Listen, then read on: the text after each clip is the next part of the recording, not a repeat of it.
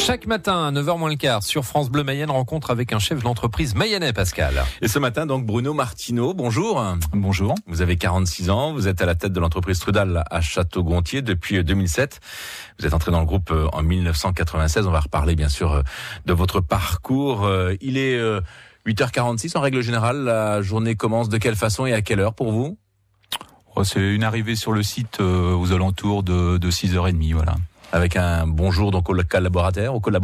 Alors certains sont arrivés, oui, il y a un ou deux collaborateurs qui arrivent à peu près en même temps, voilà. Et l'ambiance c'est plutôt autour d'un café, alors le matin à 6h30 ? Non, pas forcément, voilà, on fait un petit point rapide, mais sinon après chacun prend ses occupations. Voilà. Strudal, une entreprise donc spécialisée dans le bâtiment, la fabrication de charpentes entre autres, hein.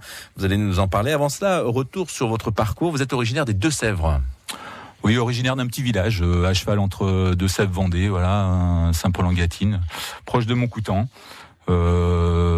Sur une origine, voilà, un père qui a monté une entreprise de bâtiment, donc né dans une bétonnière, on va dire. Oui, vous étiez déjà dans le béton alors. Voilà. Ouais. Et c'est le fait d'avoir vu votre père travailler dans ce domaine que vous avez suivi ce parcours ? Ça donne forcément envie parce que oui, tout gamin a envie d'aller sur les chantiers avec lui, donc on a la fibre. Et puis après voilà, un parcours qui fait que on continue les études dans le bâtiment. Vous avez commencé sur le terrain ou directement dans la conception ? Non, j'ai commencé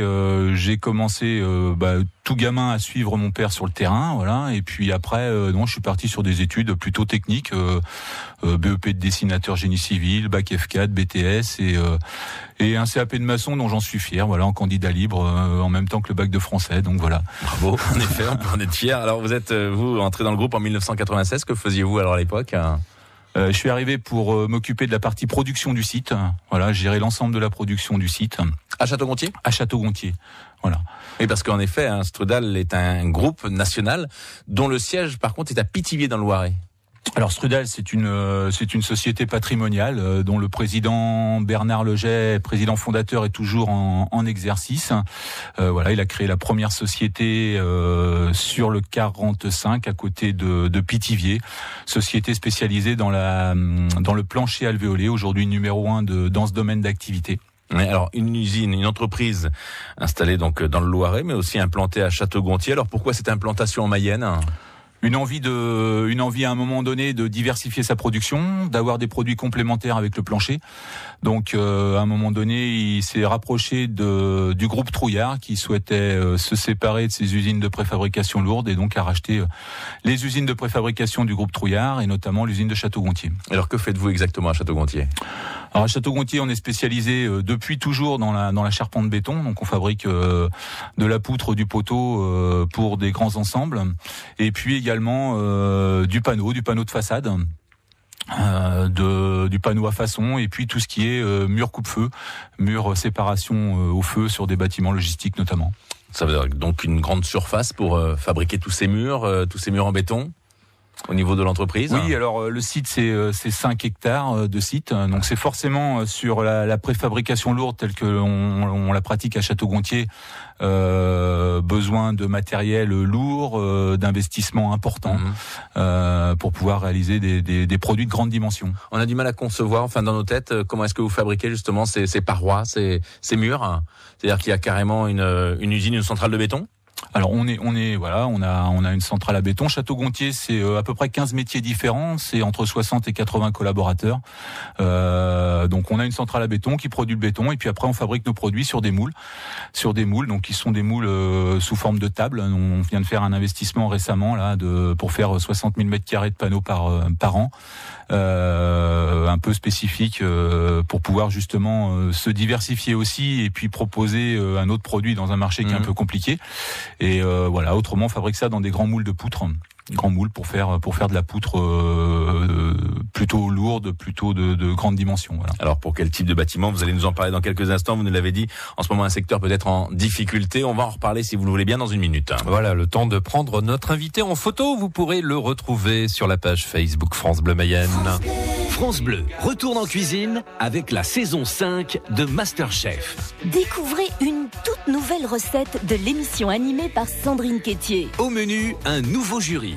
des cuisiniers amateurs passionnés, de l'apprentissage et beaucoup de bonne humeur. France Bleu vous donne rendez-vous jeudi sur TF1 à 20h55 pour le coup d'envoi de cette nouvelle saison qui débute à Marseille. La nouvelle recette de MasterChef, ce jeudi à 20h55 sur TF1.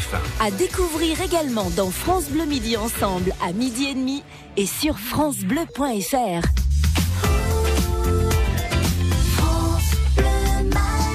Deuxième volet de Made in Mayenne sur France Bleu Mayenne. Avec toujours donc Bruno Martineau de l'entreprise Trudal à Château-Gontier. Alors vous nous l'avez dit, vous fabriquez des poutres pour des charpentes, des panneaux également en béton. Tout est conçu à Château-Gontier.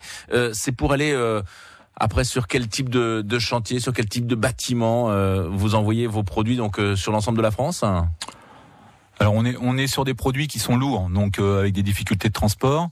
Donc des convois exceptionnels, j'imagine. Voilà, beaucoup de convois exceptionnels. C'est à peu près 60% de nos transports sont en convois exceptionnels. Donc on travaille sur l'Ouest, mais aujourd'hui, enfin notre activité, ce sont de gros marchés. On sait que il y a peu de gros volumes sur la partie ouest malgré tout, et qu'il faut aller en chercher plutôt dans des grandes métropoles. Donc la région parisienne alors. Voilà, on a 80% de notre activité qui est sur Paris. Alors c'est historique aussi parce que notre commerce, notre bureau d'études, notre siège est aux portes de Paris. Mais on est où il y a 80% de notre activité sur Paris. On aurait pu penser aussi Bordeaux, grosse métropole, Lyon, etc. Ou après c'est des problèmes de transport alors? On y va aussi. On y va aussi, Bordeaux un petit peu, mais on va aussi sur Lyon. On a fait des grosses opérations logistiques sur Lyon également. Mais notre fief, c'est quand même la région parisienne. On reste sur de gros bâtiments alors, compte tenu de ce que vous fabriquez? Oui, on est sur des gros bâtiments. Pour donner un simple exemple, on vient de faire à Château-Gontier un petit bâtiment logistique pour VA&Mi qui correspond à 6000 m². Pour nous, c'est 10 jours de production et à peine 10 jours de pause. Donc aujourd'hui, on est plutôt sur des bâtiments qui font entre 150 et aux alentours de 150 000 m². Voilà, on vient de... Pour des grandes surfaces, donc, par exemple?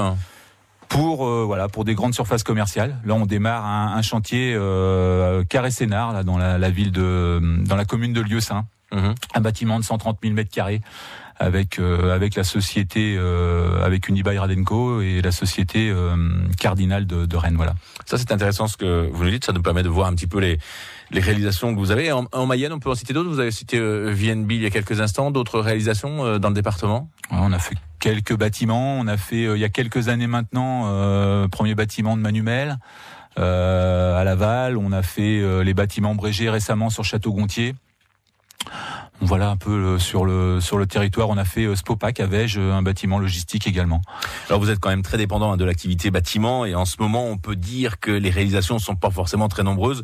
Quelle est l'activité de votre entreprise en ce moment, et puis comment voyez-vous l'avenir?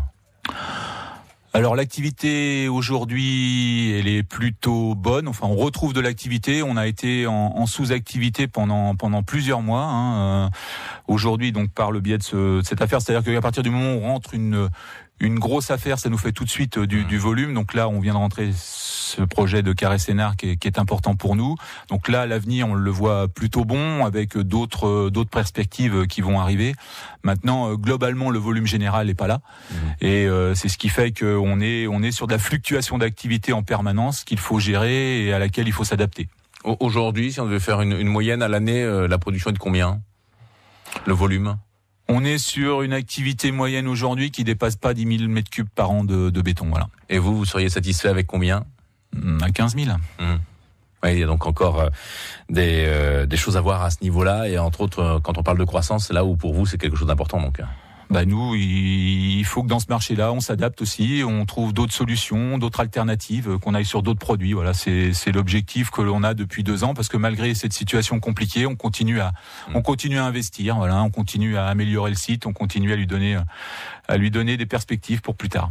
Bruno Martineau, on va complètement changer de sujet. On aime avec nos invités parler de sujets dans l'air du temps, sujets d'actualité, et vous avez souhaité ce matin parler de l'implication des citoyens dans la vie locale. Et peut-être même dans la vie associative. Ouais, tout à fait.